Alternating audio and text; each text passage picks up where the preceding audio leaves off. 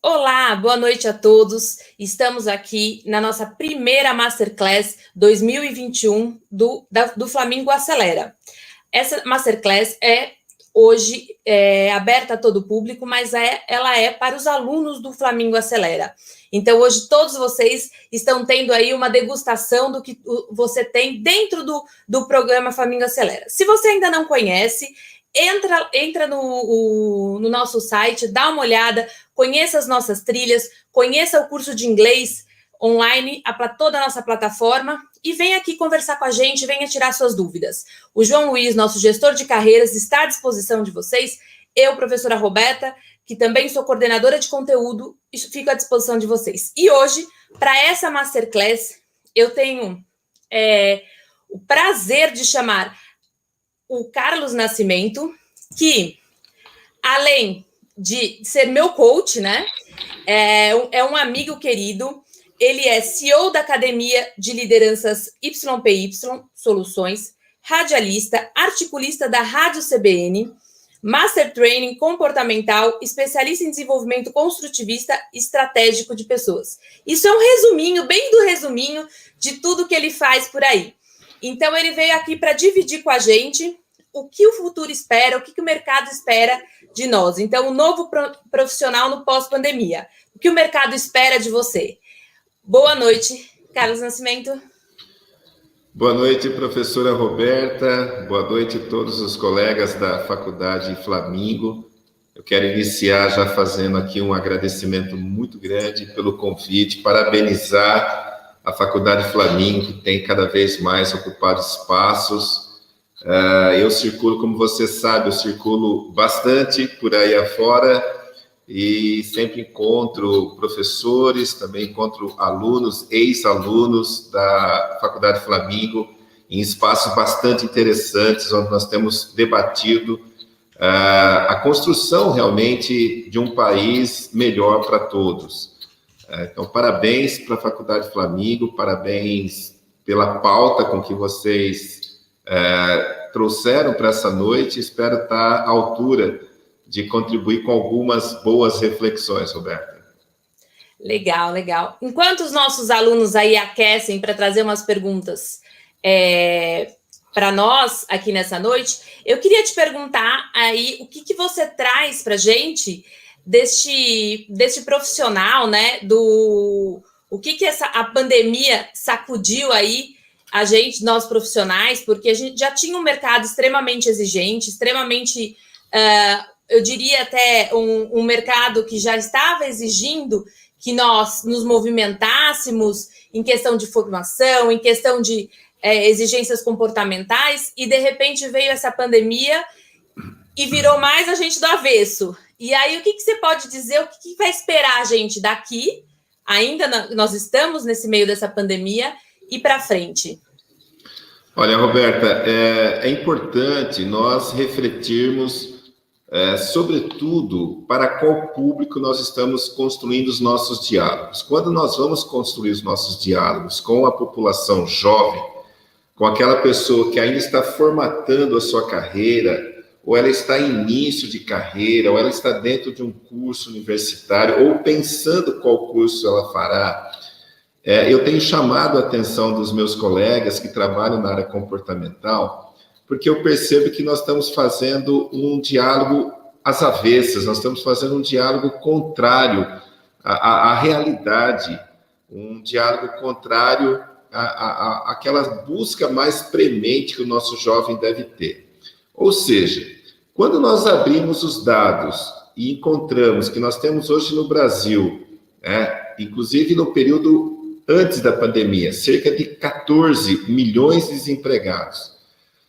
Quando nós encontramos um dado onde a evasão escolar é extremamente alta, uma das mais altas do mundo, onde nós encontramos dados colocando que o jovem brasileiro hoje tem uma das fragilidades mais aguçadas na questão socioemocional no mundo, e se pegarmos o discurso que nós temos ouvido por aí afora para este jovem, há de se refletir e tentar corrigir esse rumo, Roberta, porque nós estamos, na verdade, de uma forma explícita ou implícita, falando para o jovem que pouco vale a pena o nosso futuro. Ou seja, quando você coloca que nós temos 14 milhões de desempregados, 1/3 das empresas com a sua produtividade ociosa, que nós somos um dos países com a pior produtividade no mundo, per capitamente falando.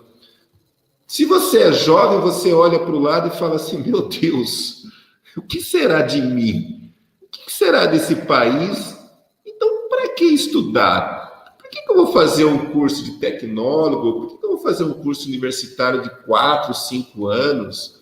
Ou por que eu vou investir numa formação ainda maior, numa pós, no mestrado, no MBA?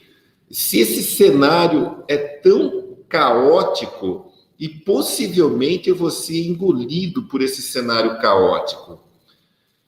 Esse é o cenário que, de uma forma explícita ou implicitamente, nós acabamos passando para os nossos jovens, para os nossos filhos, para os nossos amigos, para os nossos sobrinhos. É o que nós temos visto hoje em boa parte dos programas de TV, nas matérias escritas nos jornais. Ou seja, nós estamos mandando um conjunto de mensagens diretas ou mensagens subliminares aos nossos jovens de que está tudo um caos e que ele será absorvido por esse caos. Bom, se eu vou ser absorvido por esse caos, Roberta, é melhor eu cuidar da minha vida, é melhor eu me divertir, é melhor eu fazer as coisas que são mais imediatas. Tá. Parentes para que nós possamos colocar esse trem no devido trilho, Roberta. Vamos imaginar, e vou pedir licença aqui para tomar como exemplo o futebol. Vamos imaginar que antes da pandemia, nós estávamos assistindo um jogo onde nós temos lá o dono do time é o empresário e os trabalhadores são os jogadores. E esse time está perdendo, Roberto. Como eu disse, nós temos baixíssima produtividade, altíssima rotatividade do emprego. Saibam vocês que o Brasil é hoje um dos campeões mundiais em rotatividade no emprego. 76% dos seus trabalhadores, eles mudam do emprego a cada 1,8, ou seja, a cada menos de 2 anos. A pessoa muda de emprego. E ela não muda de emprego porque ela não gosta da empresa ou não gosta de trabalhar. Ela muda de emprego porque ela não se sente valorizada, ela não consegue criar uma interatividade com seus colegas de trabalho, sobretudo com o seu gestor imediato, e ela acaba mudando. Ou seja, se nós temos essa fragilidade no nosso nível de produtividade, de eficiência, é porque esse time está jogando mal. E se esse time está jogando mal, o dono do time, que é o empresário, ele não quer ser rebaixado. Ele nem quer também perder o seu time, ele não quer que o seu time acabe. Quando nós entramos na pandemia, nesse período de pandemia, todo aquele cenário de fragilidade socioemocional, de baixa produtividade, de baixa eficiência que o Brasil vinha passando, teve um aguçamento profundo. Nós estamos mergulhados profundamente numa preocupação central e ninguém sabe exatamente, Roberta, como será no pós-pandemia. Mas sabemos que será um desafio muito grande para todos nós, governantes, empresários, prestadores de serviços, estudantes, universitários, para todos, para a sociedade como um todo, será um grande desafio reconstruir o nosso tecido social, reconstruir as nossas relações empregatícias, sociais e tocar esse país para frente. Bom, chamo a atenção dos jovens para esse fato. Se nós vínhamos nesse processo caótico e estamos ainda num período mais aguçado, o que vai acontecer com os jogadores desses times? Esses jogadores serão trocados, Roberta. Esses jogadores serão trocados.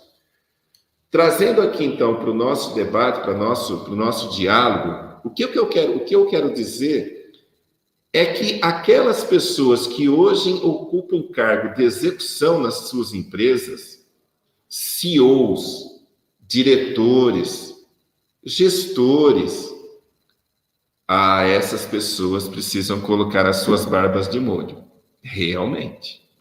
Porque, na verdade, elas já se viam incapacitadas, elas já se viam insuficientemente colocadas diante do desafio de aumentar a produtividade brasileira, de aumentar a eficiência, a interatividade humana, de reduzir custos, de reduzir retrabalho. Então, o Brasil já vinha nessa situação caótica.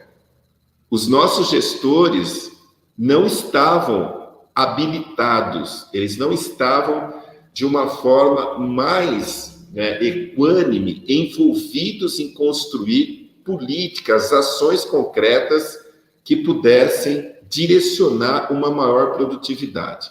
Então, lá atrás, antes da pandemia, nós já falávamos, eu inclusive escrevi bastante sobre isso, nós já falávamos sobre uma tal de juniorização dos altos cargos de execução. Bom, juniorização, não me parece estranho, né, Roberta? Mas é muito simples. Juniorização de júniors, de jovens. Ou seja, lá atrás, antes da pandemia, grandes empresas, digo isso porque eu estava diretamente ligado a trabalhos com elas, grandes empresas como Embraer, Johnson & Johnson, elas já vinham fazendo esse movimento de juniorização, que era o quê? Infelizmente, demitindo aqueles gestores mais antigos, que eram gestores de baixa eficiência, de baixa produtividade, eram mais chefes do que gestores. Tinham uma postura muito incisiva, muito dura, desumanizada. Eles tinham uma relação desumanizada com os seus colaboradores. E com isso eles formavam o quê? Grupos.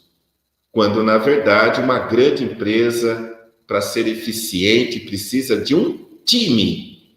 Há uma diferença muito grande entre você gestar um grupo e você gestar um time. Bom, então é importante colocar isso logo de início, Roberta, que havia esse processo de juniorização.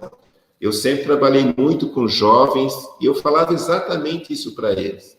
Pessoal, se preparem, porque vocês, com 25, 27, 30 anos, vocês terão a possibilidade de ocupar grandes cargos em grandes empresas e ter hoje um salário de 20, 25, 30, 40 mil reais. E isso não é irreal, era uma verdade. O que mudou com a pandemia, Roberta? Não, mudou e vai mudar muita coisa. Mas essa necessidade premente de novos líderes, de pessoas muito mais antenadas com todo o discurso e prática que tem se feito no mundo do trabalho, vai ser construído no Brasil. E os nossos jovens, os nossos universitários, os colegas que estão assistindo esta Masterclass, precisam entender isso, porque se entender isso, as pessoas começam a visualizar um caminho diferente e começam a colocar coisas diferentes na estruturação da sua carreira. Para começar, é isso, Roberta. Só para dar uma chacoalhada na galera aí. Duas coisas que eu li. Uma coisa que eu li na sua rede social, no comecinho da pandemia, que eu vi você reproduzindo agora, eu queria colocar aqui, enquanto a gente, para aquecer, que você, no comecinho da pandemia, você fez uma colocação, né? Que tinha muita gente falando, todo mundo vai sair melhor dessa pandemia, as pessoas sairão melhores dessa pandemia. E aí você colocou será que sairão melhores? E aí você trouxe depois de um ano. E o que vocês acham? Eles estarão melhores? Então, será que os profissionais estão melhores depois da pandemia? Será que nossos líderes estão melhores? Estão mais humanizados depois deste 1 ano e 3 meses da pandemia? O que você acha? Enquanto isso, eu vou projetar aqui as perguntas. Na época, Roberto, eu acabei, assim, me expondo bastante, né? Porque, poxa, tava aquele sentimento, né? Todo mundo muito introvertido, todo mundo impactado com essa coisa do isolamento, ou seja, todo mundo muito fragilizado.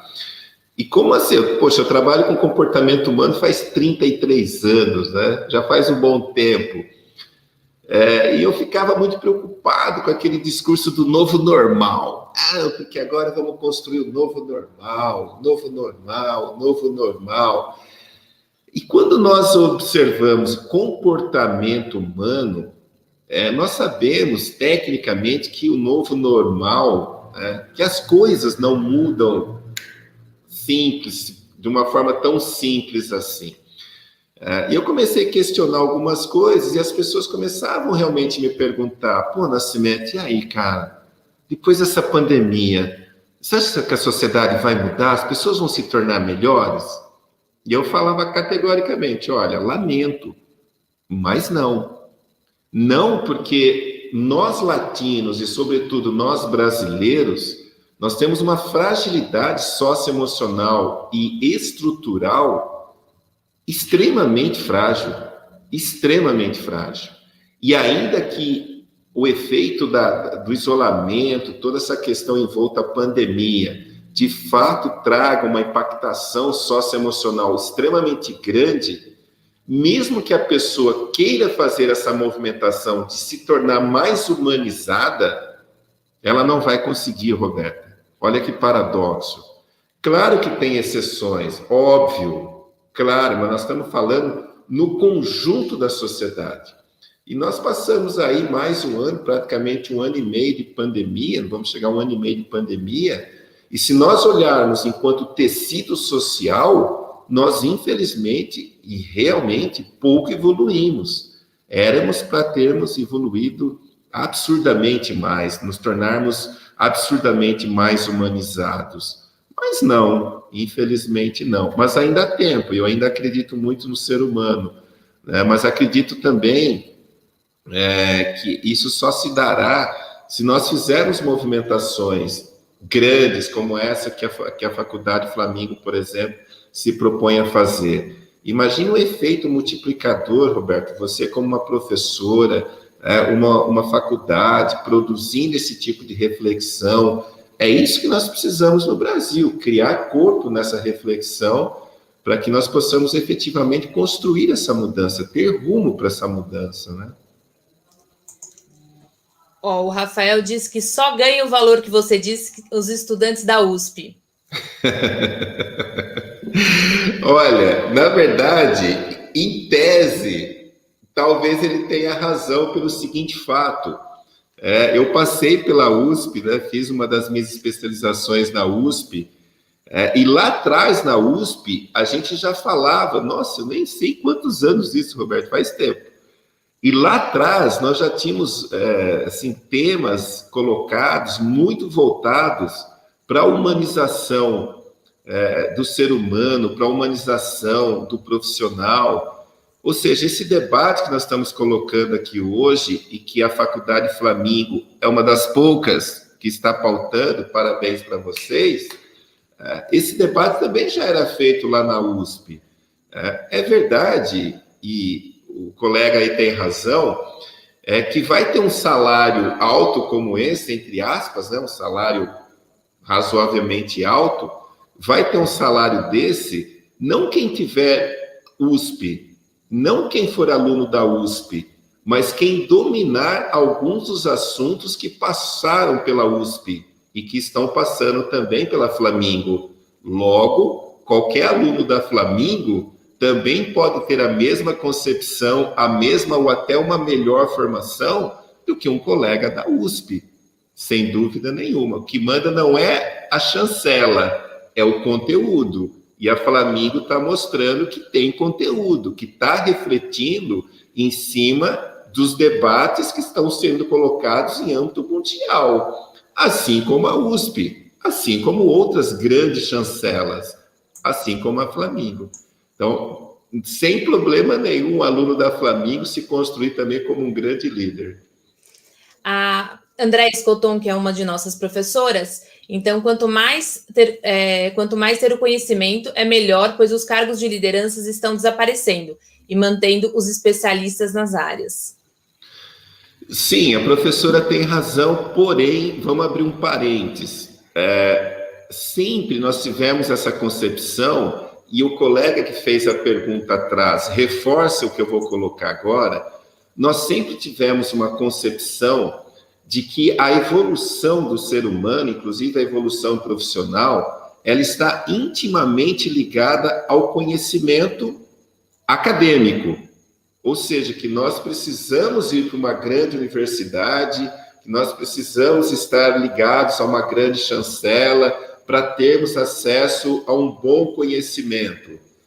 Hoje, nós já não pensamos assim. Hoje, que eu digo, nesses últimos 10, 15 anos, nós não pensamos mais assim, porque, infelizmente, a grade curricular de todas as nossas universidades, com raríssimas exceções, traz aquilo que nós chamamos de conhecimento estratégico. O que é o conhecimento estratégico?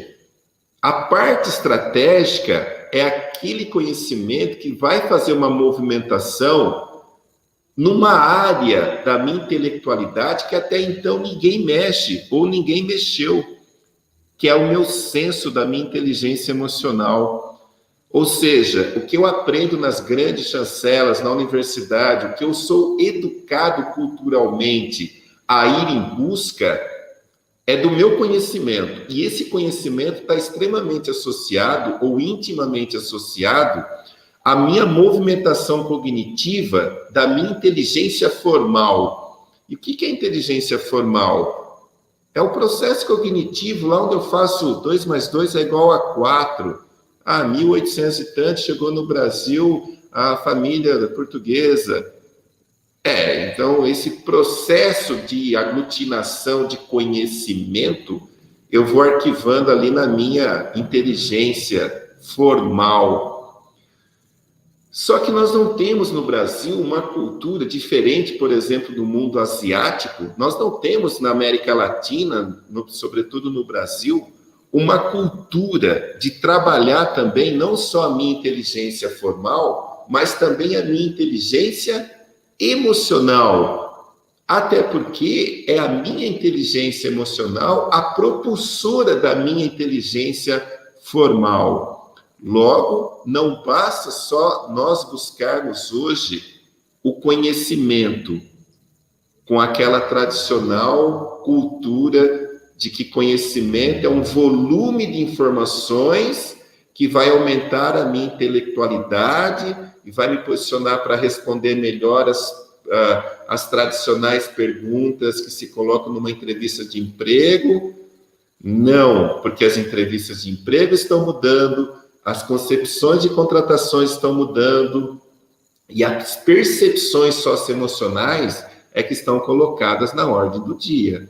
Então, respondendo para a professora, eu acrescentaria nessa busca do conhecimento essa nova percepção do mundo do trabalho que nós temos tido, que é a concepção da inteligência e do conhecimento das minhas questões socioemocionais.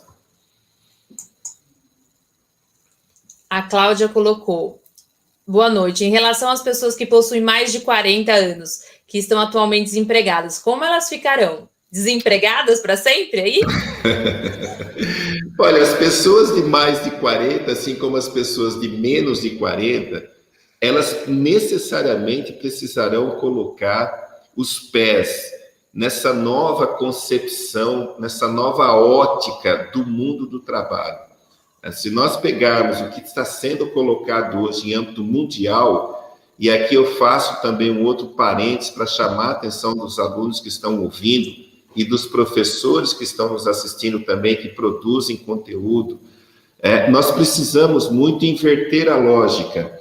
Nós sempre trabalhamos com uma concepção de construção de uma carreira a partir do zero, ou seja, você vai subindo seus degraus até buscando atingir um determinado patamar.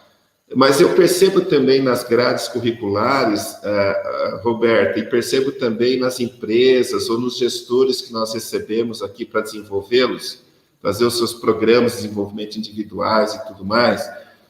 O que eu percebo é que as pessoas constroem a sua carreira muito à luz daquilo que ela enxerga no seu entorno, ou no entorno da sua família, ou no entorno do seu país, e nós precisamos mudar isso. Nós precisamos inverter a lógica.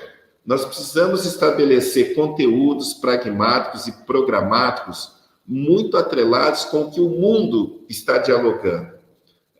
Anotem aí quem está assistindo. Existe um fórum realizado todo ano, que é o Fórum Econômico Mundial, onde reúne-se lá em Davos, na Suíça, grandes operadores do direito, grandes empresários, praticamente todos os grandes líderes mundiais, presidentes, gestores de RH, ou seja, é um encontro anual onde se discute para onde se caminhará o mundo do trabalho, inclusive. Claro que se discute questões ambientais e tudo mais. Aqui, especificamente, o mundo do trabalho. Então, as pessoas precisam estar antenadas nisso, Roberta. Elas precisam entender para onde que as grandes potências, para onde que os grandes líderes empresariais, para onde que os grandes gestores estão remando, para onde que eles estão construindo as suas ações estratégicas de aumento de produtividade, de eficiência, de interatividade humana. E todo ano eles tiram uma carta, um conjunto de itens, que são itens que direcionam essas intervenções. Os nossos alunos precisam estar ligados nisso, porque é isso que as grandes empresas estão construindo. E quando as grandes empresas começam a se movimentar, as suas entidades de classe, em São Paulo, a Fiesp, no Rio, a Firjan, e por aí vai, ou a CNI, que é a Confederação Nacional da Indústria, estamos falando da indústria, mas isso serve para todos os setores.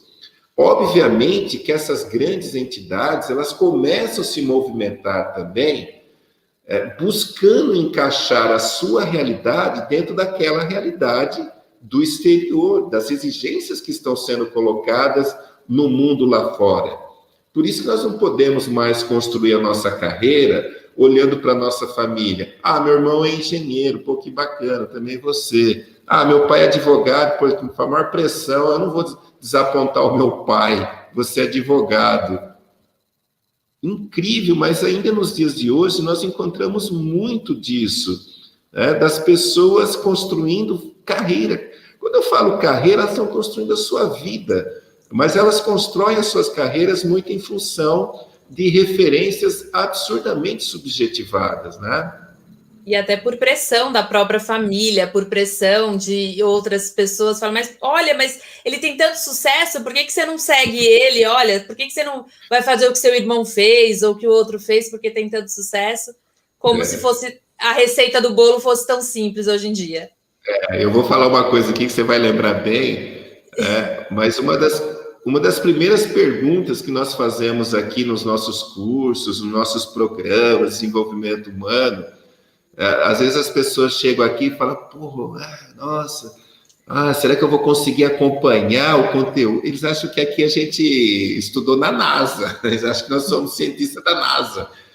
E eu faço uma pergunta elementar para as pessoas, né, Roberto? Como fiz para você um dia, olhando no fundo dos olhos. Amigo, pelo que você está verdadeiramente apaixonado?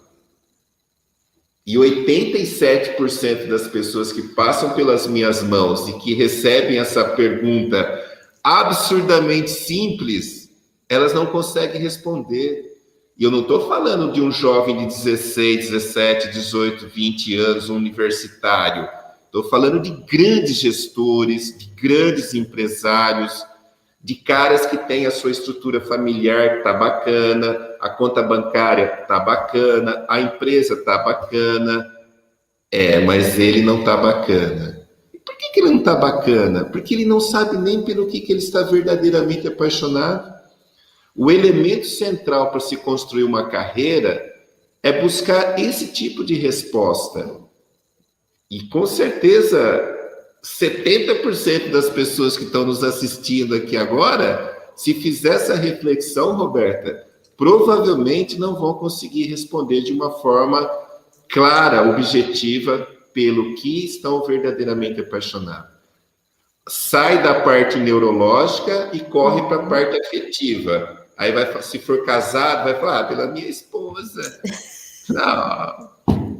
pelo meu filho, pela minha família. Não é essa resposta. Essa resposta é uma resposta afetiva e emotiva. Nós queremos uma resposta à luz da neurociência, da funcionalidade do cérebro humano. Pelo que você está verdadeiramente apaixonado. A paixão das paixões. As pessoas não têm, mas precisam ter. Porque se não tiver, elas não conseguem efetividade na construção das suas carreiras. Exatamente. Eu sei, eu já tive que responder essa pergunta. Bom, eu vou juntar duas perguntas aqui, da professora Andréia e da professora Jussara Pilão, que é, se você tem algum modelo indicado para esse novo profissional, se sim, qual seria e qual a orientação? E a professora Jussara disse o seguinte, boa noite, professor Nascimento, como os jovens deverão se preparar para este novo momento? Quem serão, então, os responsáveis por essa preparação? Legal.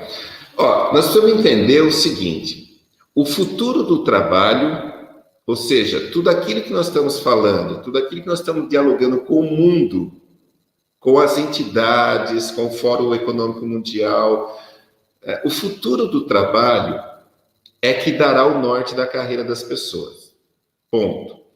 A outra questão é entender que o futuro do trabalho ele está associado intimamente ao modelo de sociedade que nós temos, mas também ao modelo de sociedade que nós queremos ter. Não há como dissociar o seu futuro, a sua carreira, não há como você dissociar a compreensão, o entendimento do mundo do trabalho sem entendermos efetivamente a sociedade que nós temos e a sociedade que nós precisamos e que nós queremos ter. Então, vamos dar um exemplo prático na linha do questionamento da professora. Hoje, aos meus olhos, Hoje, nós temos ainda uma sociedade extremamente desumanizada. Olha aí os índices de violência, olha o nível, os segmentos de violência que nós temos nesse país. Olha os setores de ausência do Estado brasileiro, que também produz violência contra as pessoas. Estamos acompanhando aí toda essa coisa da pandemia. Quantas milhares de pessoas morreram em função de uma ausência ou de uma presença efetiva de um Estado. Quando eu estou falando de Estado, estou falando de município, Estado e federação. Ou seja, o futuro do trabalho, ele vai realmente estar associado ao modelo de sociedade. Se nós temos hoje uma sociedade desumanizada, o futuro do trabalho, e é interessante, Roberta, porque tem muitos colegas estudando e escrevendo sobre a uberização do mundo do trabalho. Uberização vem do Uber. Nada contra, eu uso quando preciso, eu uso também o Uber, mas é só para nós entendermos essa movimentação mundial. Quando você tem uma sociedade fragilizada socioemocionalmente e você tem uma relação desumanizada entre as pessoas, o que vai O que vai verdadeiramente ocorrer no mundo do trabalho é esse nível de precarização. Parentes, nada contra quem usa ou quem trabalha no Uber, nada contra quem trabalha nesses aplicativos de entrega, é digno, é honrado, não é isso que nós estamos falando.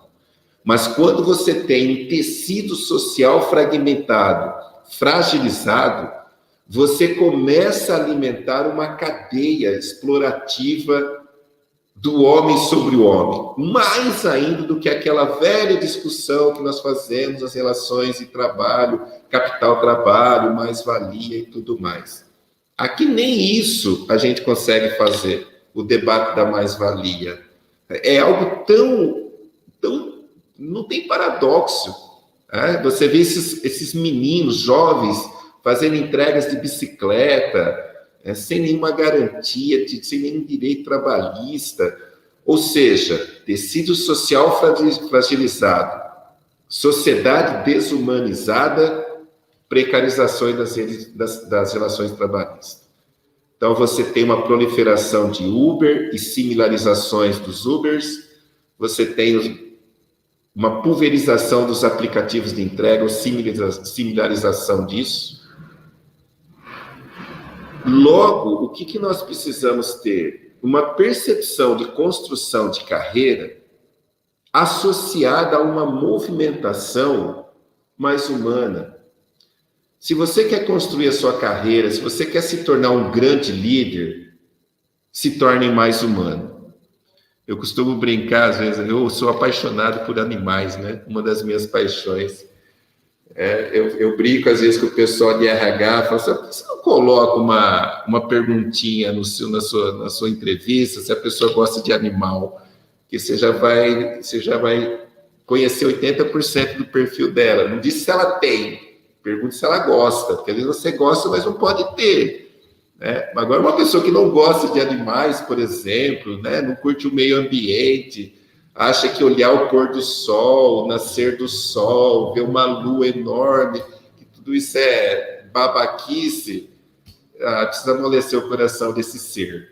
Ou seja, se você quer ser um grande líder, antes disso, se prepare para ser um ser mais humanizado. Aí você precisa se preparar também para emanar essa humanização no seu dia a dia. Você nunca vai conseguir ser humano com o outro se você não for humano com si mesmo. Então, esse processo de construção de carreira está muito associado a essa humanização. Quando você tem uma sociedade mais equilibrada, socioemocionalmente falando, e você tem uma sociedade mais humanizada, o que você vai produzir? Porque as carreiras, Roberta, nada mais são do que subprodutos da organização social. As carreiras nada mais são... Dá para postar essa no Facebook hoje, hein, Roberta? As carreiras nada mais são do que um subproduto da formação do tecido social. Logo, se você tem uma sociedade mais equânime, mais equilibrada, mais socioemocionalmente plausível, o que você vai produzir?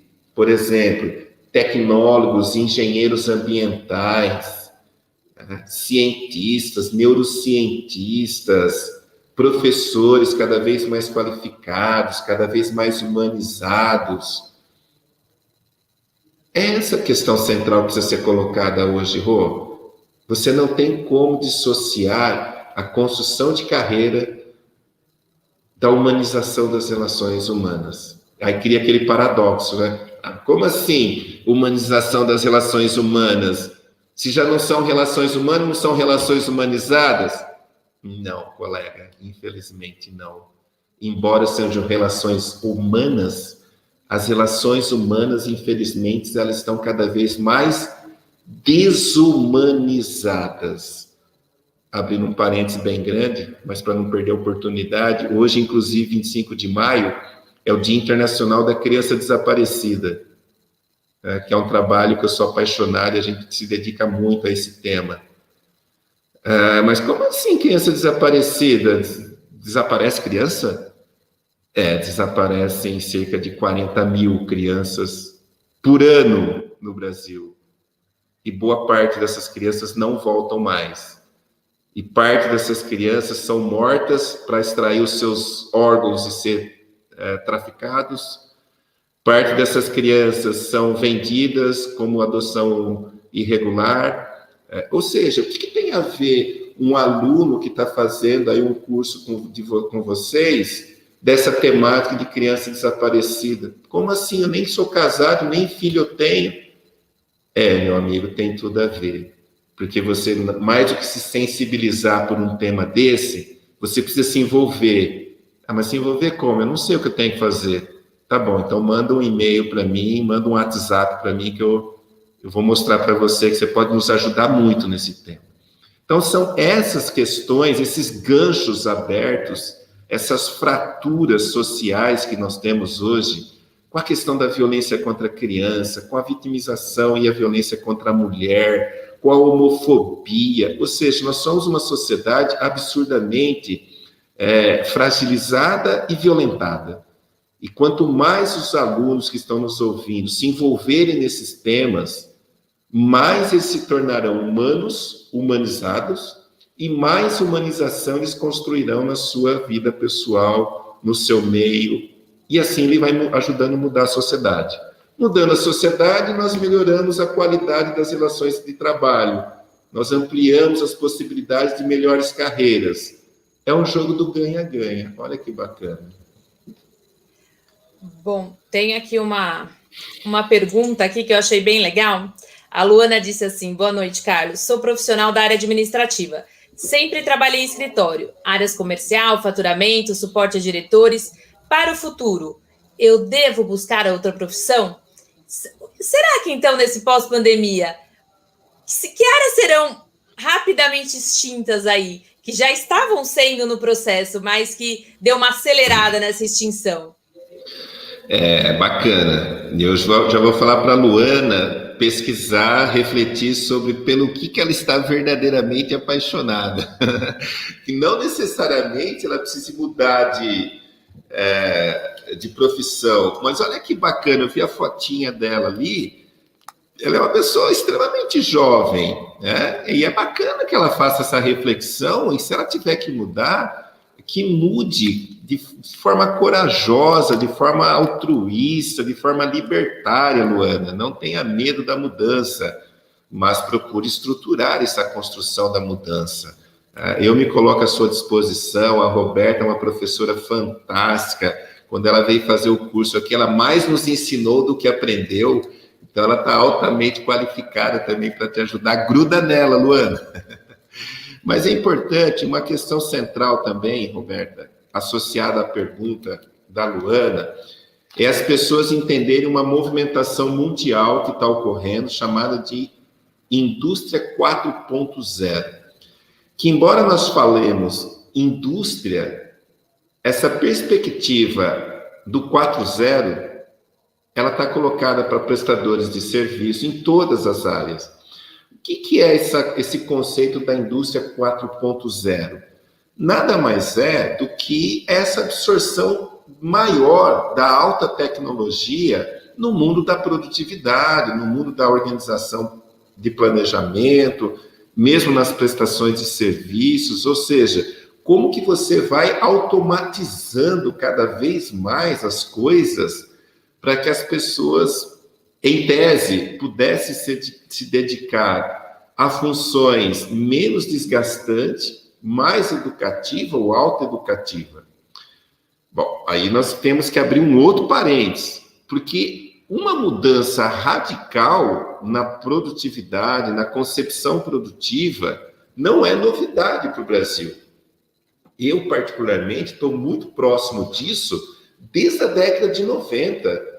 Lá na década de 90, com a abertura econômica e comercial do Brasil, de 89, 90 para cá, vários modelos internacionais chegaram no Brasil. Podia estar fazer uma lista de 10 aqui. Kanban, Just-in-Time, 5S. Tudo isso são propostas organizativas da nossa produção, assim como a indústria 4.0. chamo a atenção. Para você construir a carreira, entenda o que o mundo está se movimentando. Por que no Brasil nunca esses modelos internacionais pegaram verdadeiramente? Todas essas siglas que eu coloquei agora são modelos de organização produtiva. Mas no Brasil nenhum deles realmente pegou legal. Tanto é que se você pegar os 43 países que compõem o PIB mundial, todo mundo sabe que o PIB é a somatória do produto interno bruto, a somatória de tudo que se produz num país. Quando você pega os 43 países que mais compõem o PIB mundial, o Brasil está em 40º lugar. E não é agora na pandemia, Roberta. É isso historicamente. Logo, o que vai acontecer? Passada essa pandemia, o debate da implantação da indústria 4.0 vai estar colocado novamente. E as empresas precisarão das pessoas que deem respostas. Por que os outros modelos não funcionaram? Porque a indústria 4.0 na Alemanha, na Ásia, nos Estados Unidos, na Inglaterra, no Canadá, está bombando. E as empresas vão precisar de trabalhadores, articuladores, gestores que consigam uma coisa que os outros gestores não conseguiram, que é implantar. Bom, por que lá nos Estados Unidos, ou vamos pegar os países asiáticos, por que esses modelos lá nesses países deram certo e aqui no Brasil não? É falta de conhecimento? Não, porque a USP produz um monte de gente bacana, a Flamingo produz um monte de gente bacana, o Mackenzie, a FGV, todo mundo produz um monte de coisa bacana. Por que aqui não dá certo? Porque aqui o nosso comportamento é diferente. Não é o nosso conhecimento. Você pode ter um gestor que tenha o mesmo conhecimento acadêmico de um gestor asiático, japonês, por exemplo. Eles não são mais inteligentes do que nós. Eles têm uma cultura diferente da nossa. Uma cultura de foco, de acabativa. O que é acabativa? É quando você acaba as coisas, você começa. Que aqui no Brasil, as pessoas têm baixa iniciativa. E quando elas iniciam alguma coisa, elas têm baixa acabativa. Elas não acabam as coisas que começam. Nós temos uma altíssima impactação da nossa procrastinação, que é deixar as coisas, adiar as coisas, que são, embora importantes, nós vamos adiando. Ou seja, nós temos um problema central no Brasil, que essas carreiras precisam ser revistas, que é um problema de comportamento.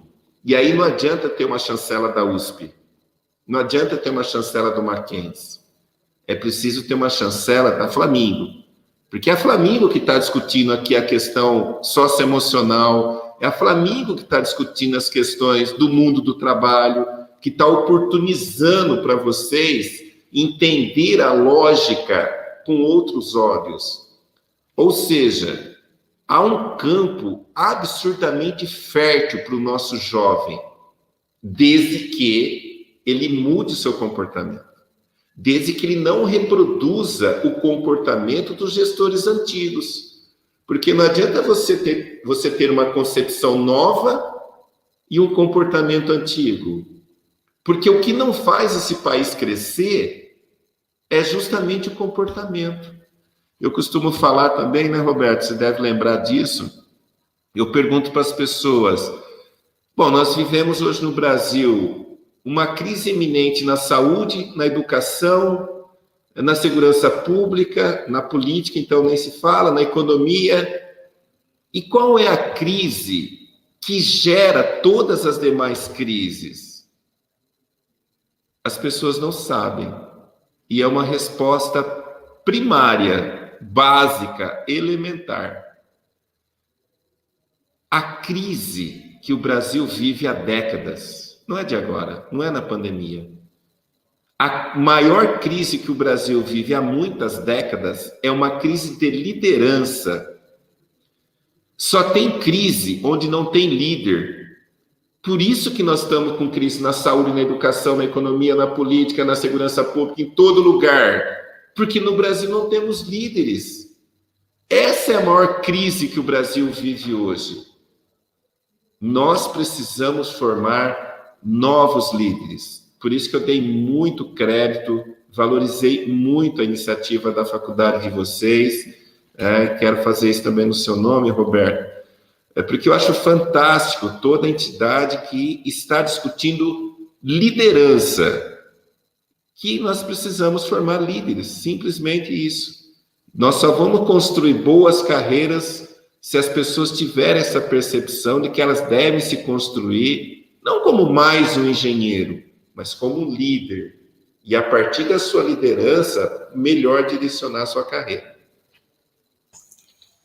Então, acho que com essa fala, a gente vai deixar o gostinho de quero mais para um novo convite só para a gente conversar sobre lideranças, de como a gente pode desenvolver esses jovens, desenvolver essa turma aí que está entrando no mercado para serem novos líderes ou para trabalhar com essas novas lideranças. Já ficou um novo convite, entendeu? Para a gente continuar essa nova discussão. Eu queria aproveitar aqui, está vindo muitos agradecimentos, muitos elogios, todo mundo gostando muito da sua fala, muito pertinente, gostaram muito da questão de você falar que não, o conhecimento não está... olha lá, continua com a palestra.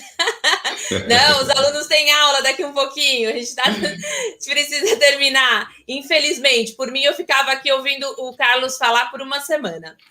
Mas todo mundo elogiando muito, os professores dizendo, muitas vezes a gente fica falando, gente, os bons alunos, os bons profissionais não se formam só nas universidades públicas, não se formam só, nós temos que trazer as discussões para todas as faculdades, a gente forma bons profissionais em todas as faculdades, depende de vocês. E às vezes eles acham que a gente fala isso só porque a gente quer que eles fiquem com a gente. Não é isso.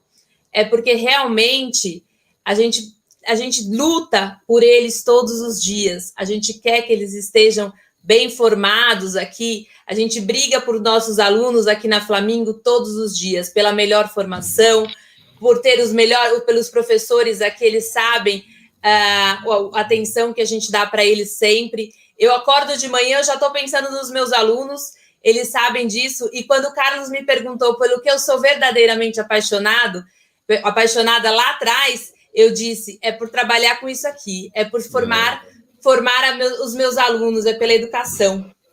Então, Carlos, muito obrigada, você é um amigo muito querido, e as portas da instituição estão sempre abertas para você, e acho que a gente pode aí fazer boas parcerias, boas discussões, enriquecer esse conteúdo. Aqui também foi o Carlos Barreto, que também é um parceiro lá da ONG do Olhar de Bia, também lá do outro parceiro nosso, também esteve aqui com a gente. E pode deixar, Carlos, que outro Carlos, eu também vou te trazer para nós aqui. Eu busco todos os amigos, então a gente vai trazer todos vocês. Eu tive aí muitos alunos de outras instituições aí que eu trabalhei também, que eu vi aqui, professora. Gente, eu vi todos vocês, vi todos os recadinhos, muito obrigada. Até meu afilhado, coitado, foi até banida aí as mensagens dele, que ele entrou, ele falou, minha madrinha, ele veio ver, né? Ele quis assistir, estava aí. Gente, legal. Obrigada. Carlos, a mensagem aí final para o pessoal. Roberta, eu vou deixar aqui, então, também um grande abraço. Você também é uma amiga muito querida. Eu sou muito grato a Deus por tantas pessoas especiais que Ele coloca no meu caminho, nesse meu trabalho, nessa minha trajetória.